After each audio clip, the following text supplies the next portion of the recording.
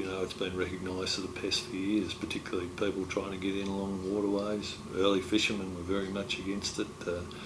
I know as a kid trying to catch trout in the Delatite River, trying to get out amongst the blackberries or get into streams was always a problem. A lot of our approach, the biosecurity approach, is really developed on is that it recognises that there's four main stages of plants coming in, and that's the before they get here, we know they're going to get here. When they get here, they're in low numbers, so eradicating them. And for the preventing a plant from getting here, there's a cost benefit or a benefit cost of something like 100 to 200 to 1. So if we can, so to speak, close the gate before the horse bolts, there's a huge benefit in taxpayers' dollars doing that prevention work. If we can jump on it as soon as it does appear here, there's a big cost benefit of that, at least 25 to 1. As the plant establishes, becomes in the establishment phase, the benefit cost drops off considerably, but it's still a fairly good investment. It's probably 5 to 1 in that establishment phase if we can get on top of it. Once it's established, it's really about trying to contain it from getting everywhere else, and also limiting the impacts it does have on our natural environment, our farming land, our assets, so to speak. As I mentioned before, you know, we do take a risk prioritisation approach to weeds, and through that process of the established weeds, we recognise that some are far more important in the terms of damage they will do, but as part of that risk approach, we recognise that we're not going to be successful with established weeds unless we get everyone involved in working on it. So that's why we prioritise, but once we prioritise, then it's a matter of engaging all the stakeholders, getting them all together, providing that leadership, and we're putting most of our resources into that capacity building, as I mentioned, and that's building that leadership, the coordination, the planning aspects of how to go about things. And that's not a matter of us going to communities and say, right, we want to start a group, you know, do you realise how bad Blackberry is? It's a matter of providing the information to the community, to stakeholders, so they can make the decisions on how do they go about it.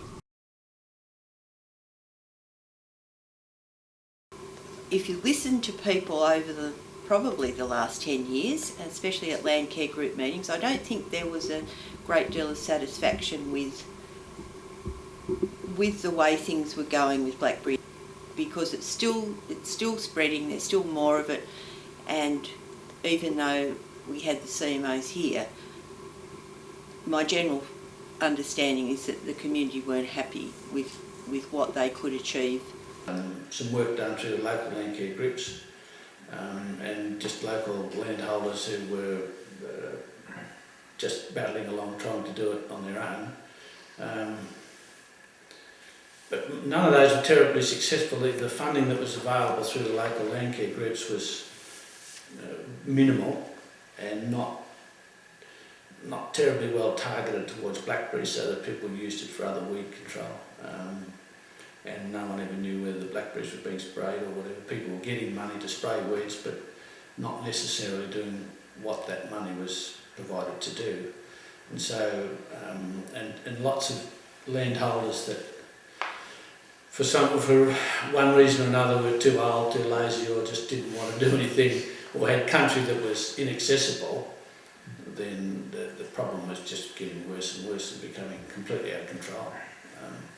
In areas where blackberries used to be bad along creeks and along gullies, suddenly it became a problem in hill country, and it just was getting, completely out of control.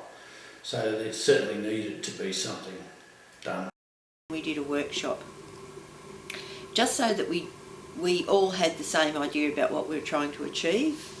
We started off at that workshop saying, well, what do we want to do? Well, we want to eradicate blackberry. And then we thought, well, if we say that, we're probably going to all be disappointed in the end, because we're not going to achieve that. So we talked it through, and we decided that in our action plan we would have reduced the growth and spread of blackberry. And we thought if we could do that, then we're probably achieving about what we could achieve. Anything over and above that was probably unrealistic.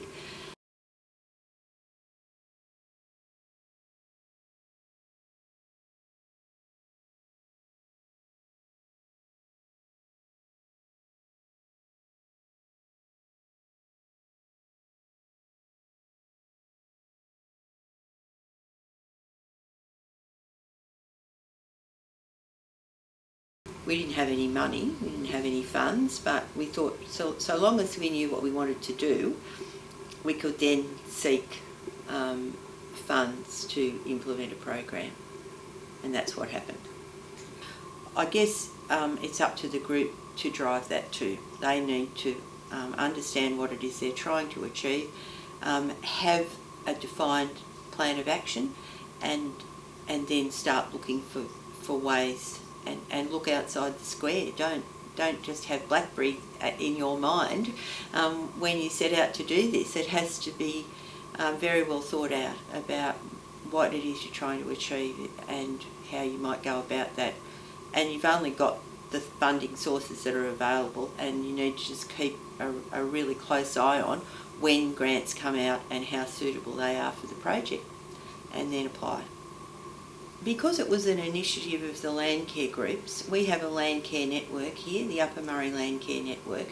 The Blackberry Action Group is a subcommittee of that network, so that it doesn't have its own incorporation. It's incorporated under the network. So 2 members of each of the 8 groups were invited to come onto the steering committee, or come onto the first meeting, to attend the first meeting, where we didn't know whether there was going to be a steering committee or whether anything was even going to happen. But 2 members of each of those groups were invited, plus someone from each of the organisations that are also responsible, like Vic Roads in the council, and Hancock Plantations, public land managers. So we tried to get together everyone who could reasonably be expected to have blackberry to manage. There was no judgment made about whether they were managing well or badly, but just the fact that they had a responsibility. So that's how everyone came together in the first place. And I guess then, when we'd done our workshop and our action plan, we just asked everyone whether they would like to continue and form a steering committee, and I think everyone agreed to do that. I think it's an indication of the level of support that everyone turns up to the meetings 3 years down the track.